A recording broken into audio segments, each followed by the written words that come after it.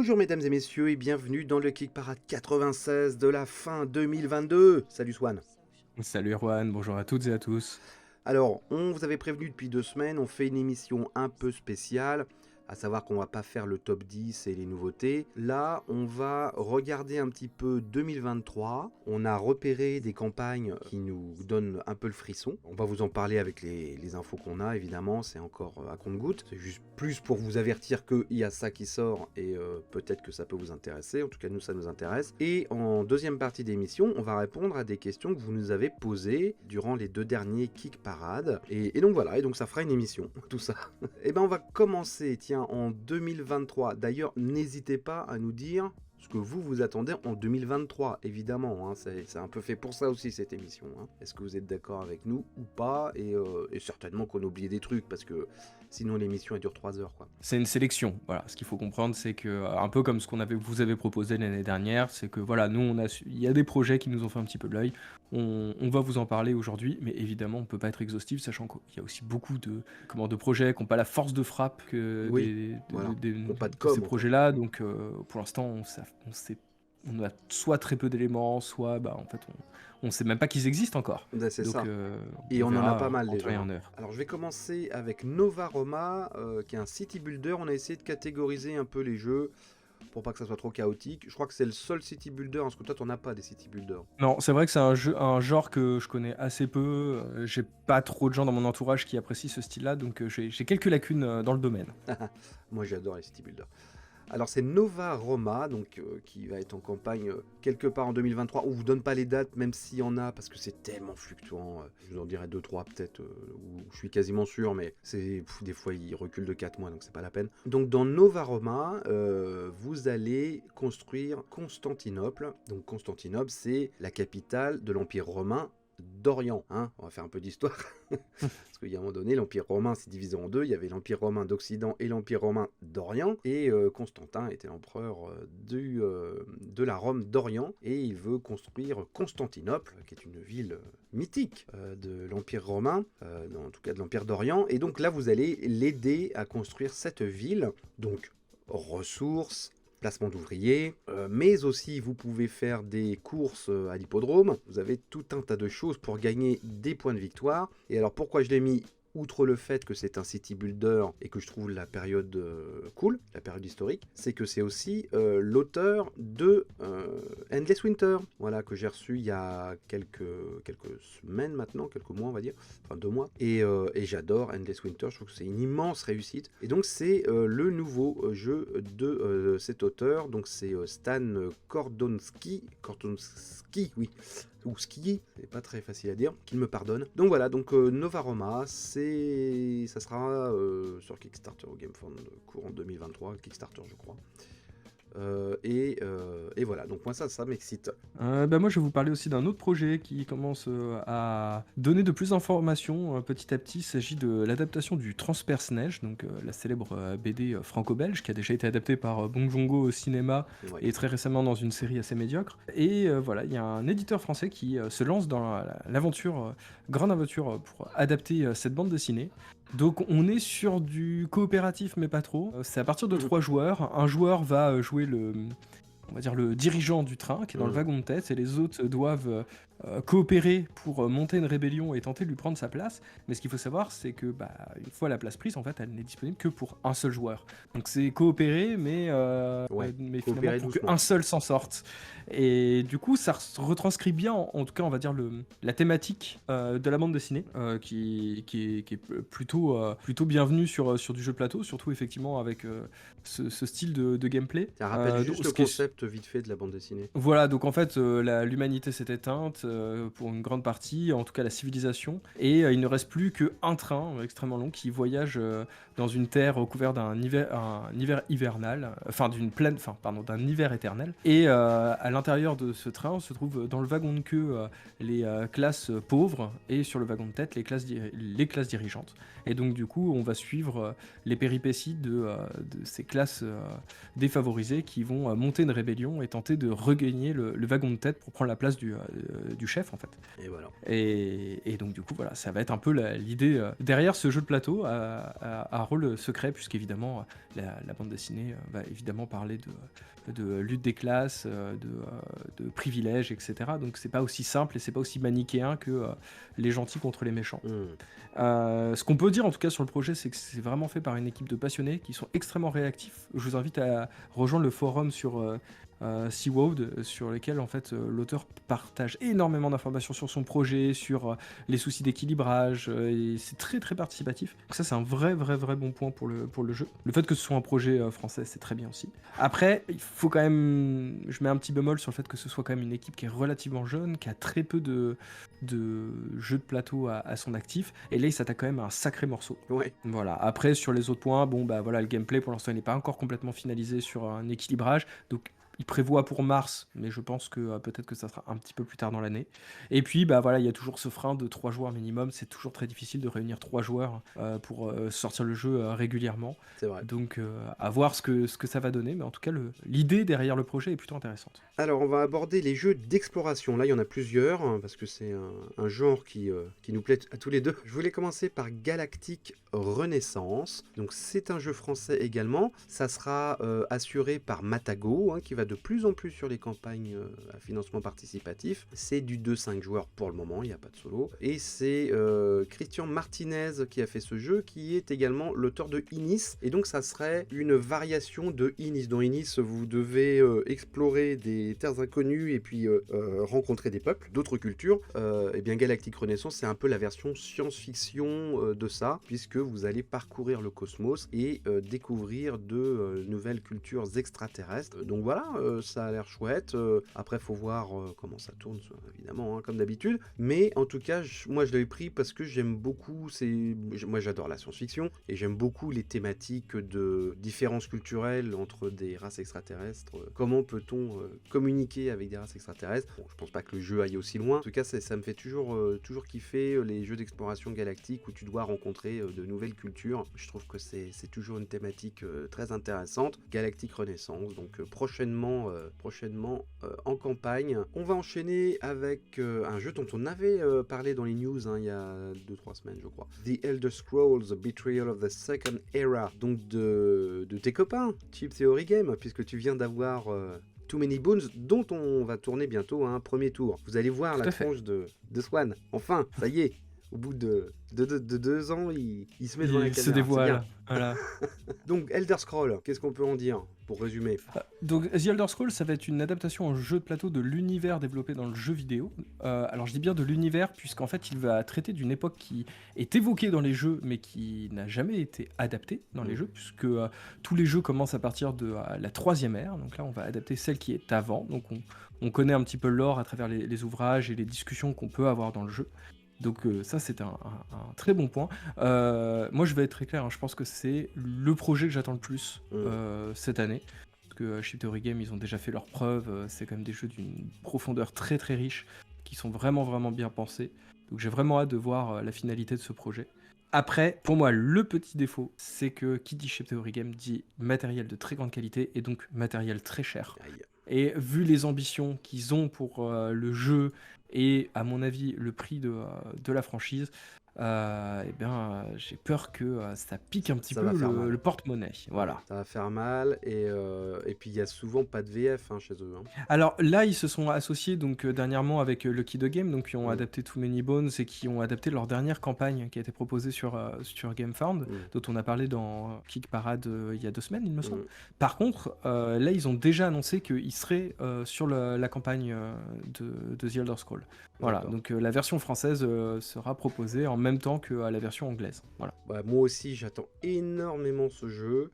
Déjà parce que j'ai pas un seul Chip Theory Game et ça manque à ma ludothèque. Deuxièmement, alors je peux pas dire que je suis un fan d'Elder Scrolls, je suis un fan de Skyrim. J'ai bien compris que Skyrim n'était qu'une seule partie de Elder Scrolls. Donc je connais pas bien les autres mondes de Elder Scrolls. Mais en tout cas, j'ai très très envie de m'y plonger et j'adore les jeux d'exploration aussi. Enfin, il y a tout pour me plaire. Je pense que ça va être cool. Alors, est-ce que voilà, c'est tout le problème, ça va être à combien c'est parce que c'est vrai que moi personnellement, je peux moins mettre d'argent qu'avant dans ce genre de projet. Mais est-ce que je vais pas faire une exception? Est-ce que je vais pas casser ma tirelire pour ce jeu? On Ouais, verra. je sais pas. Moi, en tout cas, moi, ce qui est sûr, c'est que je mettrai pas le prix d'une PS5 dans un jeu de plateau, ça c'est clair et net.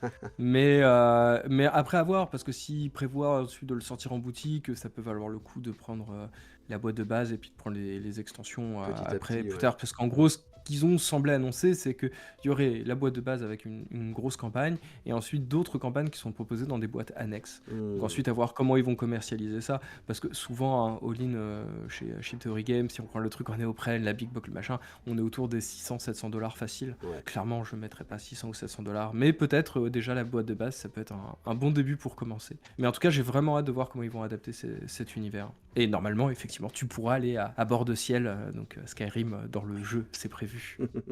Alors, encore un jeu d'exploration qui s'appelle Dante, The Invasion of Hell. Donc, c'est un jeu tiré du poème de Dante sur enfin, la Divine Comédie, qui nous raconte un petit peu les différents enfers. Donc là, il va falloir explorer. Alors, honte à moi, je ne sais plus combien il y en a. 9, il me semble. C'est ça, il me semble que c'est j'ai hésité entre 7 et 9. Donc il va falloir traverser ces 9 enfers. Donc ça nous promet un gameplay très original, dans un monde évidemment très dark, hein, puisqu'on va en enfer. Donc je suis très curieux. Pour l'instant, j'ai pas d'a priori. C'est-à-dire que je suis pas totalement excité, je suis pas conquis d'avance. Faut voir comment ça tourne, faut voir comment ça se passe. Mais en tout cas, je trouve que l'idée est mortelle et que voilà, j'ai envie d'en savoir plus sur ce jeu qui m'a l'air ouais, enfin c'est étonnant quoi de faire ça. Donc c'est édité par l'éditeur de Chronicles of Druganor, hein, qui avait fait qui est une espèce de dungeon crawler, je crois. Ils ont fait je sais pas combien de boîtes et ils nous promettent un gameplay super original. Bon, est-ce qu'ils nous promettent pas tous un gameplay super original? J'en sais rien, mais bon, en tout cas, la thématique, elle, est super originale et j'ai très envie d'en savoir plus sur ce Dante, The Invasion of Hell. On va finir l'exploration, enfin les jeux d'exploration, avec un nouveau Set a Watch. Ça, c'est ton choix, ça. Oui, bah c'est une gamme que j'aime beaucoup. Donc, Set a Watch for Second Isles, c'est le troisième standalone slash extension du jeu de base. Donc là, qui nous propose d'aller découvrir un milieu beaucoup plus aquatique. Comme Mais dans c'est pas Avatar. tout. Comme dans Avatar, exactement. Il surfe sur la vague. Euh, donc, en plus de cette version standalone, a priori, il devrait proposer un mode campagne. Donc ça, c'était quelque chose qui était vraiment demandé par les fans du jeu. Parce que vraiment, tout est là pour que enfin, tous les éléments sont là pour un mode campagne, sauf que ça n'avait jamais été proposé. Alors je sais qu'il y avait même des gens qui avaient proposé leurs propres règles avec du lore, avec machin, etc. Donc là, ça devrait être chose faite. Et évidemment, la fameuse Big Box qui nous permet de réunir les trois boîtes dans une seule, ce qui n'est pas un mal, hein, parce que pour y jouer de temps en temps, ressortir les éléments des deux boîtes, etc., ça demande un minimum d'optimisation. Donc moi, je ne serais pas contre l'idée d'avoir un rangement un peu plus adapté, même si on perd cet aspect petite boîte. Mais bon, je pense qu'à partir du moment où on a un jeu et deux extensions, je pense qu'on peut abandonner l'idée d'un jeu Oui, qui se sort facilement. c'est ça. Mais il y a un mais. Jusqu'à présent, les versions avaient été menées d'une main de maître par Boom Boom Games, qui avait fait un sacré travail d'adaptation, qui avait même proposé des campagnes et de proposer tous les bonus, des campagnes Kickstarter du jeu, plus quelques bonus qui étaient exclusifs à la version française. Donc vraiment, il avait fait un super boulot. Sauf qu'aujourd'hui, la boîte qui fait Set a Watch a décidé de travailler avec une autre société pour tout ce qui va être adaptation à l'étranger. Et pour le moment, les mecs de Boom Boom Games n'ont aucune nouvelle quant à une potentielle adaptation de cette troisième boîte en français. A priori, c'est assez mal barré. Ils se sont fait un petit peu ghoster, comme disent les jeunes. Et je trouve ça assez méprisant Ouais. quand on voit le boulot qui a été fait par Ouais. ces mecs pour faire un jeu qui a de la gueule en fait. Ça s'appelle des ingrats. Et un petit peu ça. Et du coup, bon, déjà, la question se pose, c'est y aura-t-il une VF potentiellement, puisqu'ils ont quand même une boîte qui gère les traductions. Par contre, est-ce que le matériel sera compatible avec les anciennes versions? Ou est-ce que ça veut dire repasser à la caisse pour pouvoir choper la big box et machin ça, pour l'instant, c'est pas super, super clair. Hmm. Et effectivement, bah, nos principaux interlocuteurs, qui sont Boom Boom Games, n'ont pas plus d'informations que nous. Hmm. Donc on espère qu'ils retravailleront avec eux, parce que vraiment, leur travail, il est irréprochable sur cette campagne. Donc j'ai vraiment hâte, et j'ai surtout hâte de jouer au jeu en campagne, et de pouvoir optimiser le rangement, évidemment. Et là, c'est pour très bientôt, parce qu'il y a déjà le compte à rebours sur la page, hein. C'est dans 40 jours. Donc dans un peu plus d'un mois, quelque part en février, quoi. Sur Kickstarter. On va passer aux jeux narratifs, hein, qui sont très à la mode, hein, sur Kickstarter et GameFound, qui sont en général de gros jeux.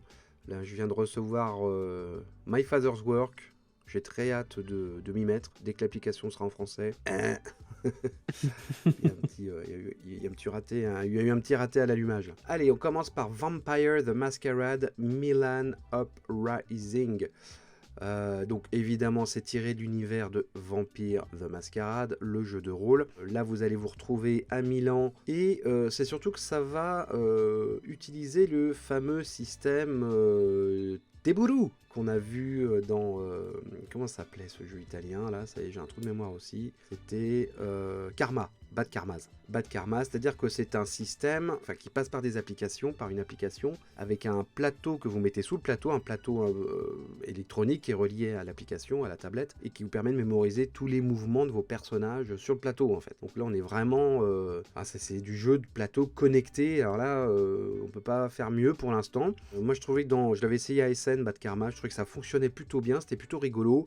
Après, à mettre en place, je sais pas, ça coûtait très cher. La campagne de Bad Karmas avait marché moyen, parce que finalement c'était un jeu d'arène, et puis que c'était très cher parce que t'as tout le système derrière. Que le suivi technique, pour l'instant c'est un peu flou, quoi, parce que si ça tombe en panne, qu'est-ce qu'on fait?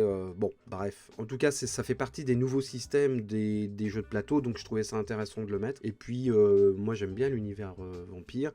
Et le plateau a l'air, ma foi, très joli. Je trouve ça très élégant. Donc à voir ce que va donner ce Vampire Uprising Milan. Un autre jeu narratif qui va arriver en 2023, c'est Torgal, l'adaptation de la BD franco-belge, encore une fois. Belge d'ailleurs, je crois d'ailleurs. Je crois qu'elle est juste belge. Oui, belge et polonaise Et à la polonaise, base, d'accord. puisque le dessinateur était polonais. D'accord. Qui relate les aventures d'un viking, il me semble, hein. Fait. Qui est une BD qui est très très connue, hein, qui fait partie des classiques, qui a déjà été adaptée en jeu. Là, il y a une nouvelle adaptation donc, qui arrive en 2023, et donc c'est un jeu beaucoup plus narratif, d'aventure, avec pas mal d'emprunts au jeu de rôle, puisqu'on va pouvoir faire évoluer son personnage, il me semble. Oui, d'ailleurs, il s'en cache pas, hein, quand il parle du projet, il s'explique vraiment que c'est un projet qu'ils ont en tête depuis longtemps. Ils ont obtenu les droits, il y a pareil, il y a un sacré bail, mais qu'ils voulaient d'abord voir comment évoluer le monde du jeu de plateau, parce qu'ils ont vu le monde vraiment se transformer, les consommations de jeux évoluer aussi, et ils se sont dit, bah voilà, on veut d'abord tirer des conclusions de ce qui se passe là, et essayer de proposer la meilleure expérience en ayant un peu un état des lieux de ce qui s'est fait. Bon, en tout cas, c'est à surveiller de près. Ça sera pour 4 joueurs, donc il y aura un solo. Forcément, dans le jeu narratif, c'est souvent le cas. Voilà, Torgal qui arrive bientôt. Après, il faut préciser que chaque partie se jouera de manière un peu indépendante, donc il n'y a pas de mode campagne, ce que je trouve assez étrange pour ce style de jeu, surtout avec un système d'évolution de personnages. Je pense qu'on va passer sur un système un peu plus à la Andor, en fait. Avec un système de combat qui est assez original, qui reprend un peu des mécaniques de Sleeping Gods de Ryan Locade, donc avec une espèce de système de Tetris pour faire perdre des points. Donc ça, c'est à voir. Soit ça fonctionne du tonnerre de Dieu, soit ça fonctionnera pas. De toute façon, je pense que ça va être un jeu qui va être assez clivant, hein, sur certains sujets. La seule petite déception que j'ai par rapport à ça, c'est que Torgal a changé de dessinateur il y a quelques temps, et c'est lui qui propose la couverture qui sera sur la boîte de jeu.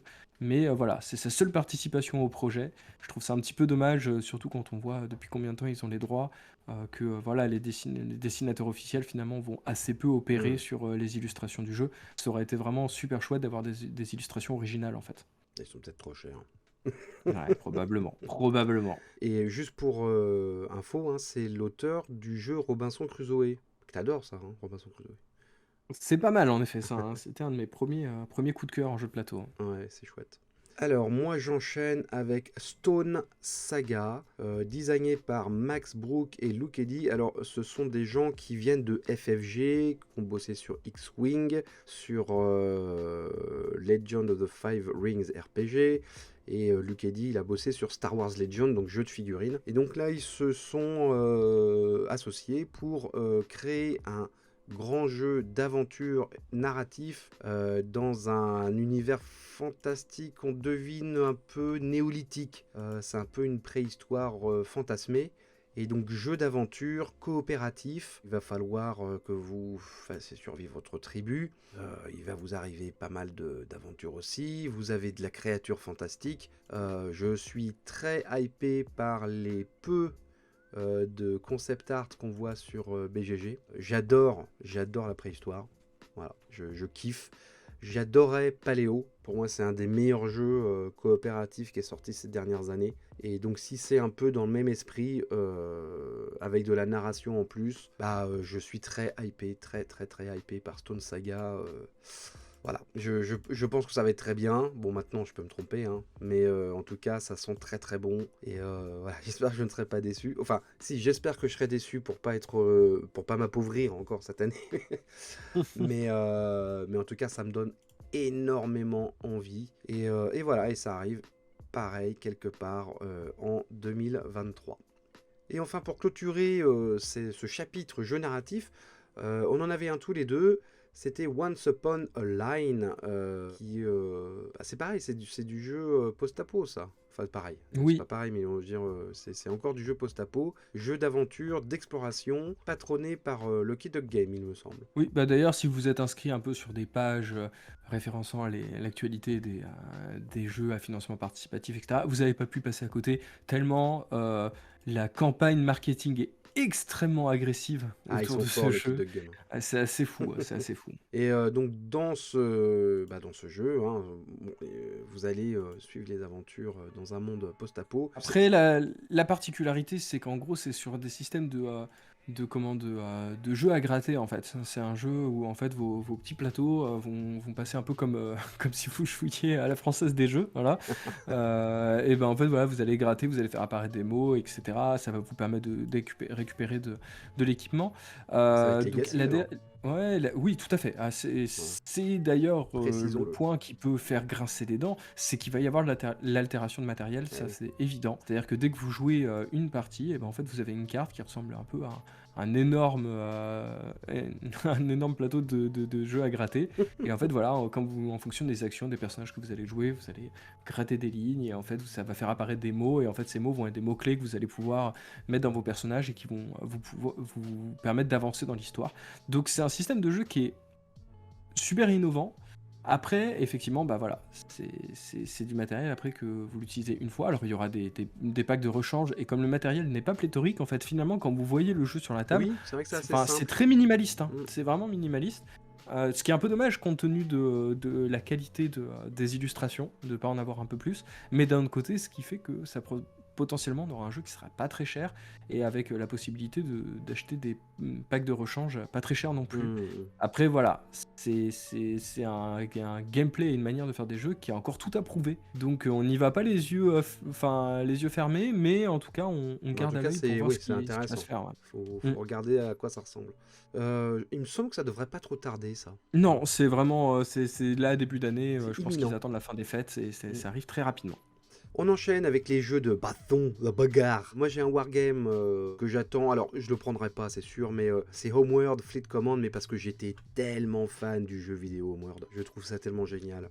Je trouve ça tellement beau. Voilà, donc il y a Homeworld, jeu de plateau, qui va sortir en financement participatif. Donc on nous promet beaucoup de figurines, évidemment, parce qu'il faut faire des grosses flottes, hein, c'est un peu le concept du jeu. C'est pas du dogfight, hein, c'est vraiment de la grosse bataille du wargame pur spatial. Donc évidemment, les aficionados achèteront 2 boîtes pour avoir encore plus de vaisseaux. Je crois qu'ils ont promis une boîte supplémentaire où tu pouvais doubler ton nombre de vaisseaux. Je crois qu'il y en a plus d'une centaine. Donc évidemment, avec, comme dans le jeu vidéo, hein, des vaisseaux avec chacun leur rôle. Vous avez le vaisseau mère et vous allez pouvoir construire petit à petit vos vaisseaux. Vous avez des vaisseaux pour prendre des ressources, des vaisseaux pour hacker d'autres vaisseaux, des frégates pour détruire, machin. Les auditeurs de Geek Parade connaissent Homeworld. Donc voilà, ça arrive bientôt. Je n'ai aucune idée si ce sera bien ou pas, très sincèrement, mais en tout cas, je kiffe tellement le jeu vidéo que vous pouvez pas passer à côté et vous en parler.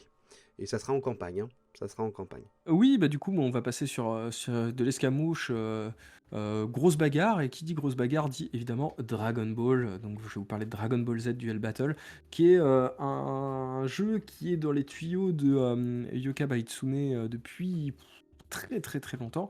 Donc, Yoka Baitsune, ils sont spécialisés, hein, dans les jeux tirés de licences, japonaises, parce qu'à la base, ce sont des créateurs de figurines, extrêmement belles et extrêmement chères. Et depuis peu de temps, ils se sont un peu reconvertis pour proposer des jeux de plateau tirés des univers qu'ils apprécient. Et ça fait des années qu'ils sont sur le jeu Dragon Ball Z. Mais ce qu'il faut savoir, c'est que la Toei, qui détient les droits, est extrêmement pointilleuse sur en fait, l'accès à la licence. Et donc, du coup, c'est une vraie arlésienne, hein, depuis de Ah nombreuses oui, années. mais Le dis-moi, jeu est prêt. Ouais. c'est pas le jeu qu'on avait vu à... Si, si, on Oui, l'avait vu à Paris. on avait fait un Et après-midi avec des éditeurs pour les professionnels. Et tu avais discuté avec... c'est pas le créateur, hein, c'était l'éditeur. Non, c'est C'est l'auteur, ça. carrément. Et oui, c'était l'auteur, ouais, et qui D'accord. Parce racontait, que c'est français, en fait. c'est français, Ah ouais, ouais. tout à fait. Et ce qui est assez fou, c'est que voilà, quand il nous racontait que par exemple sur les figurines, donc pour faire valider sa figurine, bah, il devait l'envoyer aux ayants droit qui ont mesuré avec une règle les oreilles de Vegeta et dire que non, les oreilles étaient un peu trop grandes et que du coup, il fallait tout recommencer depuis zéro. Voilà, on en est à ce niveau de pointillisme-là. Donc d'ailleurs, je me demande comment parce qu'on a vu, hein, fleurir des figurines de Dragon Ball à droite à gauche dans des projets un peu plus amateurs, un peu machin, etc. Je me demande comment ils ont réussi à passer entre les mailles du filet. C'est assez fou quand tu vois comment ils possèdent la licence. Les Alors japonais, voilà, hein. le jeu, ça va être de la confrontation. Donc le petit défaut, c'est que pour l'instant, il n'y a que l'adaptation de l'arc Saiyan, donc à savoir le tout début de Dragon Ball Z, avec l'arrivée Ah, le mec s'y connaît en d'abord de Dragon Ball Z, Raditz. quoi. Ouais, c'est Le ça. mec s'y connaît, Euh, quoi. Ok. bah, c'est chacun sa croix, hein. Tu nous as parlé de Homeworld en disant que ça parlait à notre public. Ah bah, je Non, pense mais que voilà, Dragon Ball Z aussi. oui, Dragon Ball Z, probablement. Ou si ça parle pas à notre public, ça parle à leurs enfants. Euh, En tout cas, voilà, donc on va juste parler de cet arc-là, donc c'est quand même assez limité en termes de personnages jouables et de figurines, et même au niveau du plateau, donc ça va être un plateau qui est réversible, pour illustrer les plaines et les montagnes, qui sont les deux lieux emblématiques des confrontations de cet arc-là, avec évidemment la volonté de sortir, si le succès est au rendez-vous, les prochains arcs dans des boîtes, parce qu'après, ce qu'il faut savoir, c'est que vous avez des figurines avec des plateaux, et ensuite c'est à vous de composer vos équipes. Vous pouvez mettre des méchants avec des gentils avec des méchants, on s'en fiche, l'objectif c'est que derrière vous allez vous affronter et vous mettre sur la tronche. Donc il y a un côté un petit peu partie d'échec. Donc ça c'est plutôt intéressant, mais voilà, on n'est pas non plus sur du gros jeu très exigeant, hein. C'est vraiment du jeu défouloir, un peu comme on pouvait avoir avec Unmatched en fait. On est un peu mais vraiment basé sur la licence Dragon Ball. Donc à voir ce que ça va donner. En tout cas, vu l'énergie qu'ils y ont mis, on a hâte qu'ils envoient la Les fin pauvres. et qu'ils puissent enfin proposer ce projet qui leur tient à cœur. Alors, on va passer à du 4X. On en a qu'un. Moi, t'as pas de 4X. Moi, j'ai un 4X. C'est Ascendancy. Pareil, hein, qui sort quelque part en 2023. Donc là, vous allez développer votre royaume. Donc c'est un royaume fantastique. Ressources, développement. Alors le truc, c'est que quand tu vois le jeu développé sur la table, il n'est pas très impressionnant. Alors je sais pas comment ça va marcher. Apparemment, il y a une app qui va avec. Alors on nous promet un mélange de Heroes Might and Magic 3, qui a été un carton, hein, il n'y a pas longtemps, et de Magic the Gathering. Il y a un mode solo, coop et compétitif. Donc pas mal de variétés de gameplay. Et par contre, il y a un truc que j'ai remarqué qui était assez intéressant dans la présentation du projet, c'est qu'il y a une notion d'élévation de classe sociale. C'est-à-dire que tu vas pouvoir faire monter dans la classe sociale tes ouvriers en fait. Donc il y a toute une mécanique comme ça qui peut être hyper intéressant. Donc faut voir ce que ça donne, hein, mais je trouve que l'idée est très rigolote. Et donc voilà, donc c'est Ascendancy 1 à 6 joueurs et ça arrive bientôt sur Kickstarter ou GameFound, je ne sais plus. En tout cas, ça arrive bientôt. Ensuite, on va passer à du deck building avec Cowboy Bebop. Ah, tu kiffes, hein, Cowboy Bebop, hein. Ah ça, si tu le savais, Il y a eu le jeu de rôle il y a c'est pas longtemps sur il y a eu le Kickstarter. jeu de rôle il y a pas longtemps. D'ailleurs, la version française sera proposée, là incessamment sous peu, mais c'est pas de l'adaptation, française du jeu de rôle dont je souhaite vous parler. En fait, je vais vous parler un peu de l'extension de Schrödinger. Elle existe, mais en même temps, elle n'existe pas. Il s'agit de l'extension, pour le jeu Cowboy Bebop Space Serenade, qui avait été proposé, par Don't Panic Game il y a quelques temps, qui est un jeu que j'aime beaucoup. La preuve, j'en vois même Erwan en festival me choper les Les cartes cartes promo. promotionnelles. Euh, mais en tout cas, voilà, ça fait un petit moment, quand on discute avec l'éditeur, qui nous explique que ils ont une extension qui est prévue, qu'elle est encore en phase d'équilibrage, potentiellement basée sur le film Cowboy Bebop, qui était sorti un tout petit peu après la fin de la série, Mm. et qui devrait un peu renouveler le gameplay, parce que moi c'est un jeu que j'aime beaucoup, mais je suis moins fan de la fin de partie, et je trouve que notamment sur le côté, notamment via les cartes promo, on avait pu voir que il y avait encore de la variation dans l'apparition des bandits qu'on devait aller affronter. Donc je pense c'est un jeu qui a encore beaucoup à proposer, et voilà, il y a cette extension qui est dans les tuyaux d'ailleurs. Je m'excuse auprès de Don't Panic Game, qui je spam les commentaires dès qu'ils parlent du jeu de rôle du machin. Je dis, sinon l'extension de Space Harrier, machin. Mais Quel à chaque troll. fois ils me répondent avec beaucoup de gentillesse, ils sont très patients. Mais voilà, moi je le suis de moins en moins. A priori, ça devrait se faire potentiellement via du financement participatif. Enfin, c'est ce qui était prévu à la base. Donc Mm. voilà, pour l'instant on n'en sait pas plus, mais j'espère vraiment voir cette extension. Voilà, c'est vraiment un projet que je suis sûr de backer dans l'année, donc c'est pour ça que je voulais faire un petit point sur ce jeu-là. Et enfin, on finit par du jeu d'aventure, escarmouche, figurine. Fallait bien qu'il y ait un jeu de figurines quelque part quand même.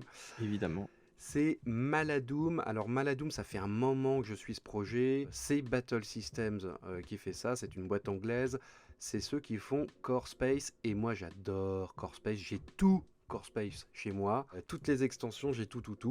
Donc c'est un jeu de figurines dans lequel vous avez des missions, qui est coopératif, mais pas trop non plus. C'est-à-dire que tu peux se faire des crasses. Vous avez des équipages de vaisseaux spatiaux avec chacun leur fiche d'identité. Vous êtes lâché dans des décors 3D en carton, parce que c'est ce qu'ils faisaient à la base Battle System. Ils font du décor en carton. Et donc là, pour Maladoom, eh bien c'est à peu près le même système que Core Space, mais dans un univers d'heroic fantasy. Moi, je suis déjà conquis par Core Space, j'adore la mécanique, j'adore les figurines, j'adore les décors, j'adore l'ambiance. Donc Maladoom, forcément, va me plaire beaucoup. Normalement, ils auraient dû lancer en octobre dernier leur Kickstarter, et puis ils ont reculé. Là, j'ai envoyé un petit mail, ils m'ont répondu que ils allaient certainement le mettre fin janvier, février. Et il y aura une vidéo du Troll Savant sur la page Kickstarter du jeu, parce que j'ai fait une longue interview du co-designer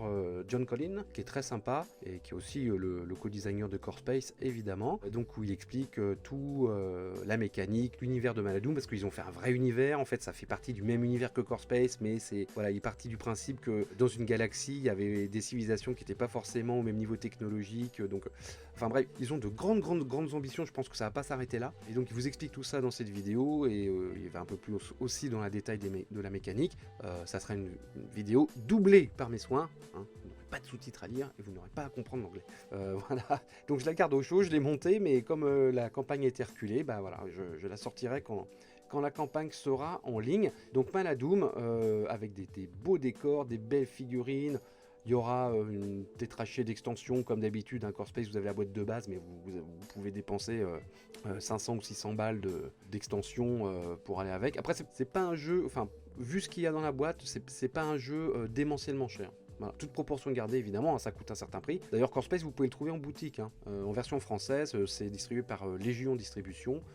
Je crois que la boîte de base est du genre aux alentours de 100 balles. Bon, ce qui est une somme, hein, mais c'est vraiment une très grosse boîte, hein, avec beaucoup de figurines, des décors. Enfin, vous en avez pour votre argent. C'est quand même vachement rentable, parce qu'en plus, tu peux y jouer toute ta vie, hein. Donc voilà, Maladoom, c'est pour moi un des gros trucs de ce premier trimestre 2023. J'ai hâte que ça sorte. Et comme je vous disais, il y aura une vidéo du Troll Savant sur la page Kickstarter du jeu. D'ailleurs, je me demande même si ça va pas être la seule vidéo en français. Parce qu'ils ont pas envoyer de proto, évidemment, ça coûte trop cher. Voilà, bah on a fait le tour de nos, de nos jeux, enfin de nos campagnes qu'on attend en 2023. Est-ce que vous avez les mêmes? Est-ce que vous en avez d'autres? N'hésitez pas à nous dire ce que vous pensez de ces campagnes, enfin de ces jeux, est-ce que vous les attendez? Et puis on a sûrement loupé des trucs, donc n'hésitez pas à nous dire, ah mais il y a ça aussi qui sort.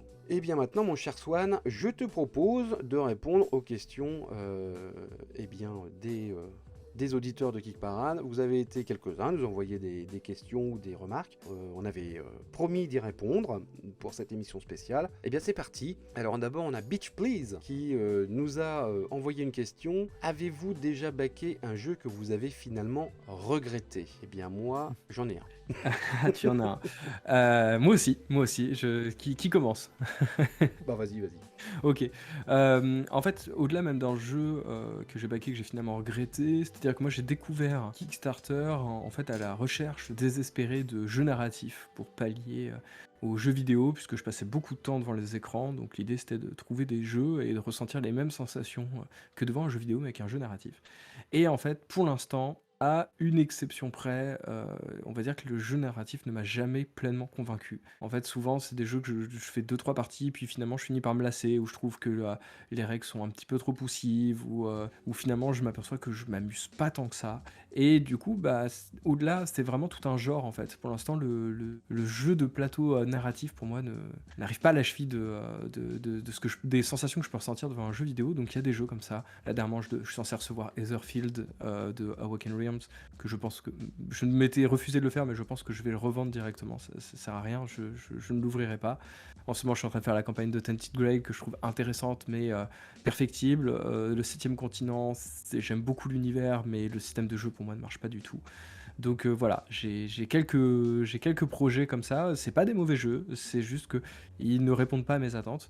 Et en termes de déception, alors je sais qu'Erwan ne va pas être d'accord parce qu'on en a parlé en amont, mais pour moi, il y a le Solomon Kane de Mythic Game qui pour moi est un jeu auquel je n'accroche pas du tout. Il a des qualités, hein, il y a plein de choses qui sont, mais pour moi c'est trop amateur. Il y a des gros soucis d'équilibrage, des multiples packs de correction, de machin, etc. Ce qui fait que tu te retrouves déjà avec un matériel qui est pléthorique. Il faut le ressortir puisqu'il y a des parties où on jouait uniquement avec des bouquins, des parties où ensuite il faut replacer des plateaux, etc. Ce qui fait que c'est super long, c'est super laborieux pour finalement juste faire de la gestion de dés. Je trouve que l'idée, la proposition est sympa, mais ils se sont un petit peu perdus en chemin avec leur idée de faire plein de figurines dans tous les sens. Et que finalement, je pense qu'ils auraient dû en rester à leur idée première, qui était juste un jeu de gestion de dés avec une figurine et puis un plateau très simple. Et en fait, voilà, c'est un jeu qui manque de simplicité, qui manque de sobriété. Et donc oui, c'est un jeu que je regrette d'avoir backé. Et bah quant à moi, le jeu que je regrette d'avoir backé, c'est Exploration. Donc j'ai reçu il y a un peu plus d'un an. Donc sur le papier, c'était génial. Tu devais faire une espèce de course à l'espace dans le système solaire, construire tes vaisseaux, prendre des ressources, mettre des bases sur des lunes. Et j'ai reçu le jeu, déjà un peu déçu par le matériel. Donc il y a plein de figurines de vaisseaux, mais ça sert à rien en fait. Il y en a trop, enfin ça sert à rien, elles sont pas super insculptées en plus.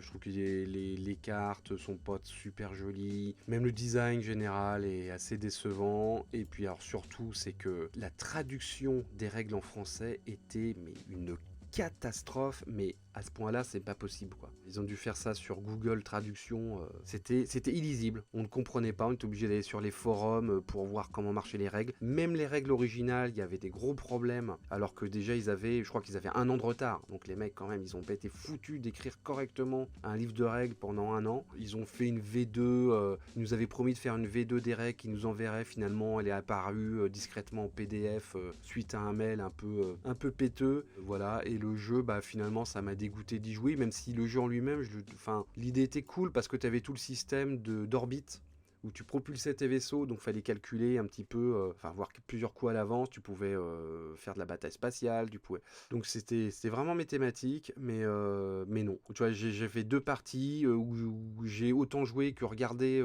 sur les forums comment jouer, donc ça m'a dégoûté, et ça, bah voilà, j'aurais jamais dû le baquer. Voilà, c'est triste, mais c'est la vie. Ça arrive, hein. On est tous passés par là, vous passerez par là, et voilà, ça fait partie du jeu, hein, ça fait partie des risques. Alors on va passer à la enfin c'est pas une question, c'est une remarque de Renan qui nous propose l'idée de nous voir en vrai de vrai dans la vidéo, même en intro, ça pourrait être cool, dit-il. Alors, donc moi pour ma part, ça me dérange pas parce que ma tronche, vous la voyez souvent sur la chaîne. Avant de te passer la parole, j'ai quand même un petit problème technique. Alors, j'ai deux problèmes techniques. C'est que déjà, je suis pas du tout webcam, moi, chez moi. Donc, la seule webcam que j'ai est sur mon PC portable qui date de 8 ans, qui est en très mauvaise qualité. Donc, c'est pas très agréable à regarder. Bon, après, tu me diras en petit, ça passe. Mais deuxièmement, c'est que le montage de l'émission, alors vous vous rendez peut-être pas toujours compte, mais je fais énormément de coupes dans le montage. J'enlève les respirations, j'enlève les j'enlève parfois des phrases parce que des fois on est un peu trop long. Bon, voilà, donc je suis constamment en train de couper dans le montage, ce qui fait que si on se filmait en même temps, il y aurait plein de coupes à l'image. Il y aura ma tête à gauche, ma tête à droite d'une seconde à l'autre. Et je suis pas sûr que ça soit très agréable à regarder. Après, on pourrait faire l'effort effectivement, juste pour l'intro, de mettre nos trombines, voilà, le temps de faire l'intro, c'est-à-dire 2 minutes, puis après de nous enlever et de faire l'émission comme d'habitude. Mais est-ce que Swan voudrait faire ça? Bah, en fait, pour moi, il y a aussi plusieurs soucis dans cette proposition. Bah, déjà, enfin, ce qu'il faut savoir, c'est qu'en fait, on enregistre à distance, hein. On n'est pas à côté avec Erwan, on est chacun chez nous. Donc, ça voudrait dire en fait une image en split screen ou alors passer d'une image à l'autre, ce qui demande quand même un petit peu de temps. Pareil, je suis pas équipé d'une caméra avec une bonne résolution, donc on aurait une image d'une mauvaise qualité, ou alors je devrais investir dans une caméra que je n'utiliserai que dans cette situation-là. Et puis surtout, bah voilà, derrière moi, il n'y a pas de décor en fait. Donc je trouve que j'aurais peur que ça souligne un peu le côté amateur en fait de nos installations, parce que on reste une petite chaîne avec les moyens du bord, etc. Donc on est très content du travail qu'on fait, mais ça reste quand même très amateur. Et j'aurais peur que là, on surlignerait quand même en gros la situation. Et voilà, l'autre petit truc que j'ai, c'est que voilà, autant Erwan il est habitué, autant moi je suis pas très à l'aise à l'idée d'apparaître à l'image, parce que j'aurais peur que ça n'apporte pas grand chose et finalement d'être pas suffisamment à l'aise dans la prise de parole, et que ça fasse un petit côté un peu coincé. Alors bon, ça se travaille hein, avec le temps, mais finalement ça vous proposerait que des émissions un petit peu moyennes dans un premier temps. Ouais, j'aurais peur que finalement ça nous desserve plus que ça nous serve. Donc après, voilà, ça se discute en tout cas. Je suis pas fermé à la discussion, mais on peut en reparler. On prend note la demande et on va y réfléchir. Voilà. Bon, en tout cas, on nous verra tous les deux pour l'émission Premier Tour sur Tomini Bones. Tout à fait. Il y aura l'équipe de Kick Parade à l'écran, donc voilà, c'est déjà un bon compromis pour l'instant. Alors ensuite, on a Sam la menace, une rubrique réception KS avec votre avis ou les avis de la communauté. Moi je dis pourquoi pas, c'est plutôt une bonne idée de faire un petit bilan quand on reçoit un jeu qu'on a backé et de le dire dans la semaine, tiens j'ai reçu ça, et puis on se pose 2 minutes, et après c'est toujours pareil, on veut pas trop vous alourdir l'émission parce que déjà elle fait une bonne quarantaine de minutes, enfin entre 30 et 40 minutes, donc on voudrait éviter de tirer sur l'heure en fait. Mais je trouve que c'est plutôt une bonne idée, parce que c'est vrai qu'on le dit de temps en temps, nous on a backé ça, on aimerait bien backer ça, et puis finalement vous avez pas de suite, donc pourquoi pas. En sachant que moi j'ai beaucoup moins backé de jeux l'année dernière qu'il y a 2 ans. Donc autant il y a 2 ans, ceci dit il y a eu beaucoup de retard, donc j'en ai quand même un petit peu qui vont arriver en 2023. Je ne suis plus de ma période frénétique où je backais un jeu par mois, donc il y en aura moins, mais franchement avec grand plaisir de temps en temps quand je reçois un Kickstarter. Je sais pas si t'es d'accord toi, mais faire un petit bilan, tiens j'ai reçu ça, je m'attendais pas à ça, ou ça c'est super, je l'ai ouvert, je l'ai essayé une fois, ça peut être intéressant d'avoir un feedback en fait. Je suis d'accord. Après moi je suis un peu dans la même situation que toi, c'est-à-dire que je back quasiment plus en fait. J'aime beaucoup suivre les projets, j'aime beaucoup voir comment les choses évoluent, j'aime beaucoup voir comment les équipes travaillent et communiquent. Ça je trouve ça passionnant, mais c'est vrai que voilà, les finances sont un peu limitées, le temps aussi, donc c'est vrai que pour l'instant je me focalise beaucoup plus sur les jeux que j'ai à la maison plutôt que d'en backer, donc finalement ce serait quelque chose qui serait assez rare. Après si on élargit le cadre sur des gros jeux qui sont reçus et des retours de la communauté, là c'est pareil, il faut définir quel jeu mérite un petit coup de projecteur et pourquoi. Et puis après, bah, ça veut dire qu'il faut quand même laisser passer quelques mois après la réception parce qu'il faut laisser le temps aux gens d'avoir fait quelques parties, de machin. Il y a des jeux qui peuvent ne pas plaire au départ et finalement, avec le temps, finalement dévoiler leur vrai potentiel, etc. Donc ça, c'est pareil, c'est à partir de quand on en parle.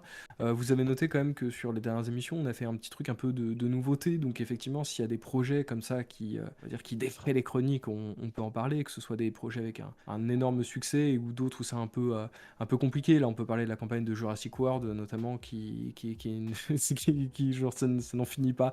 Je crois que tout ce qui était horrible à faire, ils l'ont fait. Voilà, donc il y a des projets comme ça sur lesquels on peut faire un petit feedback dans le côté news. Mais bon, effectivement, on a déjà une émission assez longue. Peut-être un petit format hors série de temps en temps sur les projets qu'on a reçus. À partir du moment où on en a reçu, je sais pas, 3-4 chacun de notre côté, on peut peut-être faire un petit projet, une petite vidéo comme ça hors série à voir, quoi. Moi, je suis pas contre hein, quand on reçoit un jeu de l'inclure dans Geek Parade. Ça prend 3 minutes. Tu vois, j'ai reçu ça. Moi, je dis pourquoi pas. Parce qu'on ne reçoit plus non plus une fois par mois, tu vois. Ça va pas être un truc qui va être ultra récurrent. Donc ça va être de temps en temps quand on va recevoir un. Bah là, j'ai eu le secret de mon père. Bon, voilà, peut-être que j'en parlerai la semaine prochaine. On peut essayer la semaine prochaine avec le secret de mon père. Suivant, on a Xav M. Alors, pour la future vidéo de Fag, voici comment vous organisez-vous pour préparer... Ah là, c'est l'arrière-cuisine. Pour préparer la vidéo et pour trouver les petits projets qui ne sont pas dans le top 10 officiel, quels sont vos critères de recherche sur les sites? Alors, comment on travaille?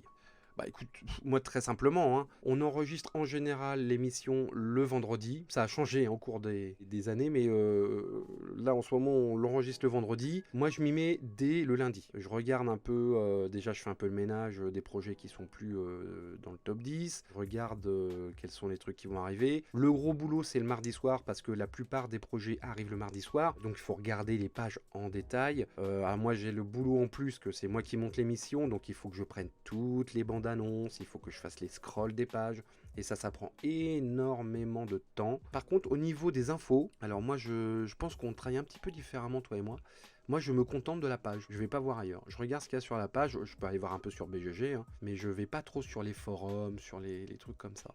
Donc je crois que toi tu vas plus là-dessus quoi. Bah, c'est vrai que moi c'est un peu ça, c'est-à-dire que je fais un peu de la veille au quotidien sur les différents forums, etc. Je vois un peu les retours, les débats qu'il y a sur les émissions, etc. Je prends quelques notes. Effectivement, on se refait souvent un petit point tous les deux, 1 heure avant la réunion pour voir si, avant qu'on se retrouve, parce que comme je le disais tout à l'heure, en fait, on enregistre à distance via Discord. En gros, on refait un petit point avant l'émission pour voir si les projets n'ont pas trop changé au niveau du positionnement. On se refait un petit débrief en début d'émission, on traite vite fait des sujets, on dit tiens si on a une news, tiens s'il y a tel sujet sur lequel on va parler un petit peu plus, on en parle un petit peu en amont et puis ensuite on enregistre et c'est Erwan ensuite qui s'occupe de nettoyer le tout, de monter, d'habiller, de faire tout le travail qui suit. Donc en gros le gros de l'émission c'est Erwan, hein, on va pas se mentir. Oui, vraiment, oui. Je le ferai pas tout seul. Hein. Mine de rien, c'est plusieurs heures de boulot par semaine.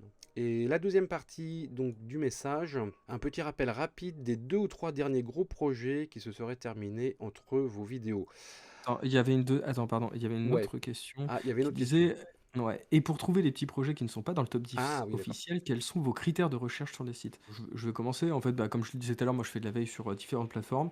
Pour moi, les 2 liens que j'utilise le plus, c'est la page Actu Jeux Kickstarter sur Facebook. Et puis le site CWOWD, donc CWOWD pour les. Je sais pas comment il le prononce, parce que je ne le vois qu'à l'écrit. Mais voilà, ça me permet de suivre un petit peu l'évolution des projets. Donc voilà, après, si c'est pour la sélection des projets, moi j'ai pas de critères particuliers, si ce n'est l'intérêt que je porte à tel ou tel projet. Ça peut être un intérêt positif ou négatif, ça peut être une réflexion, ça peut être plein de sujets en fait. La dernière fois, on avait rigolé sur ce projet autour de la gestion d'abattoir. Voilà, évidemment, c'est un jeu, mais en fait, je trouve que la réflexion qui était derrière le jeu était pas inintéressante. Des fois, c'est sur le système de production, des fois, c'est sur voilà, les mecs qui proposent un palier qui est complètement déraisonnable par rapport au sujet. Enfin voilà, il y a différentes manières de trouver de l'intérêt dans un projet. En Il fait. faut qu'il y ait une petite histoire à raconter sur les nouveautés. Bon, le top 10, c'est le top 10, hein, c'est le top 10 des contributeurs. Et puis pour les nouveautés, c'est vrai qu'on fait une sélection. Donc il faut qu'il y ait une petite histoire à raconter, soit parce que la thématique nous plaît, soit parce que c'est un auteur qui a déjà fait ses preuves, soit parce que, comme tu le disais, il y a un petit truc derrière qui fait qu'il y a un truc à dire, là, tu vois. Voilà. Et moi, comment je fais tout simplement, bah, je regarde toutes les plateformes, enfin, Ulule, Games on Tabletop, Kickstarter, GameFound, que je regarde à chaque fois. Je regarde qu'est-ce qui vient de sortir, je regarde la page et si ça m'inspire ou pas. Voilà. Oui, oui, un rappel des 2-3 gros projets qui seraient terminés. Alors ça, c'est plus délicat. On peut pas revenir sur des projets qui ont déjà été faits parce que on doit avancer à chaque fois, quoi. On pourrait effectivement faire une rubrique. Tiens, celui-là, il vient de se terminer, faire un bilan, bah finalement, est-ce qu'il a marché, est-ce qu'il n'a pas marché. Je suis bien conscient que des fois ça manque parce qu'on accompagne des projets pendant deux semaines, enfin une semaine, 2 semaines, voire 3 semaines quand c'est des campagnes longues, et quand c'est fini, on n'en parle plus jamais, quoi. Je suis bien conscient que c'est une limite éditoriale, mais ça serait presque l'objet d'une autre émission, quoi. De faire un bilan, bah ça vient de se terminer, qu'est-ce qu'on en pense, est-ce qu'ils ont débloqué assez de stretch goals. On le fait un peu quand les projets arrivent dans les derniers jours, on peut faire un bilan, mais si on commence à rentrer là-dedans, il faut le faire sur tous les projets. En fait, ouais, c'est ça. C'est que sinon, ça voudrait dire qu'il faut faire une sélection sur les projets qui valent le coup de ce dernier coup de projecteur. Et en fait, une des réflexions qu'on avait déjà eues avec Erwan par rapport à l'émission Kick Parade, en fait, c'est que le format même fait qu'on met déjà un gros coup de projecteur sur les projets qui sont déjà les plus suivis, en fait. Mm. Donc, c'est-à-dire qu'on met un coup de projecteur sur les projets qui ont le plus de coups de projecteur. Et donc, du coup, ça ferait que derrière ça, on refait un coup de projecteur sur les plus grosses campagnes. Il y a un moment où, bah, en fait, on dessert un petit peu aussi le propos, c'est-à-dire qu'on finit par ne parler que des projets Que des cool mastodontes. meilleure note, que des machins, que des Awaken Realms, des machins, etc. Et en fait, vous remarquerez souvent que c'est des projets, alors hormis gros scandale, mais je veux dire, c'est des trucs sur lesquels on tourne assez vite en rond parce que c'est une machine qui marche bien, qui est bien huilée, on peut suivre la campagne, on peut dire notre avis sur le jeu, etc. Mais en remettre une couche après 3 semaines où on en parle déjà, parce que c'est des jeux qui arrivent dans le top 10 à partir du moment même où ils sont sortis. Bon, j'aurais peur qu'on finisse par se redire. Alors oui, peut-être si vraiment, mais on l'a déjà fait, il me semble, si vraiment dans les derniers temps, il y a, genre, je sais pas, il y a 2 millions qui viennent de tomber, effectivement, on vous le spécifiera. Après, bon, on tient note hein, de la réflexion, mais pour moi, ça voudrait dire effectivement modifier un petit peu la direction éditoriale de l'émission. Donc, à voir. Eh bien voilà, eh ben merci beaucoup d'avoir joué le jeu, à ceux qui ont, enfin celles et ceux qui ont envoyé des petites questions, des remarques. Et puis nous, on se retrouve l'année prochaine pour l'équipe parade traditionnelle. On approche de la centième. Hein, On approche de encore la une fois, centième. bah, merci à tous pour le soutien que vous nous avez apporté. Il faut quand même savoir que la chaîne, il faudrait d'ailleurs un jour qu'on fasse un petit peu ça sur l'évolution de la chaîne depuis sa création. Bah, surtout Mais qu'on c'est vrai on que va là, bientôt atteindre les 3000 abonnés. voilà, donc vous avez été de plus en plus à nous suivre cette année, donc on vous en remercie. On vous invite aussi à prendre connaissance des autres émissions qui sont faites sur le Troll Savant, parce qu'il y a vraiment des émissions de très très forte qualité. Qualité. Les premiers tours, c'est super. J'y participe pas, mais bientôt, j'y participe. Mais en tout cas, je trouve que le concept est vraiment cool. Il y a toutes les émissions autour des jeux Marvel avec Marvelous qui est incroyable. Je dis ça alors que je suis vraiment hermétique à l'univers Marvel, mais en tout cas, le travail qui est fait est cool. Donc, encore une fois, merci, soyez curieux, et puis bah, on se retrouve très rapidement pour la suite de nos aventures.